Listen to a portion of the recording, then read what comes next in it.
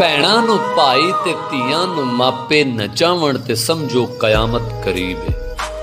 ਪੁੱਤਰ ਪਿਓ ਨੂੰ ਪਵਾਂਦਾਂ ਦੇ ਵੱਲ ਬਿਠਾਵਣ ਤੇ ਸਮਝੋ ਕਯਾਮਤ ਕਰੀਬ ਏ। ਮਾਂ ਨੂੰ ਜ਼ਨਾਨੀ ਦੀ ਪੁੱਤਰ ਜੇ ਗੋਲੀ ਬਣਾਵਣ ਤੇ ਸਮਝੋ ਕਯਾਮਤ ਕਰੀਬ ਏ। 5 ਵੇਲਿਆਂ ਦੇ ਨਮਾਜ਼ੀ ਜੇ ਖਨਜ਼ੀਰ ਖਾਵਣ ਤੇ ਸਮਝੋ ਕਯਾਮਤ ਕਰੀਬ ਏ।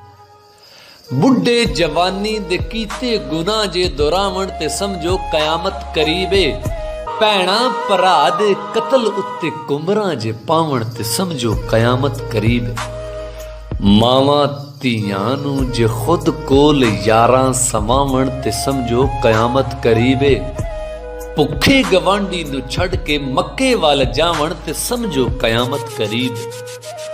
रन्ना मजाजी खुदा नूं नवा के वखावण ते समझो कयामत करीब ए। मेरी सैफ तौबा करोड़ारी तौबा, जमाना बड़ा उल्ट पुलट हो गया।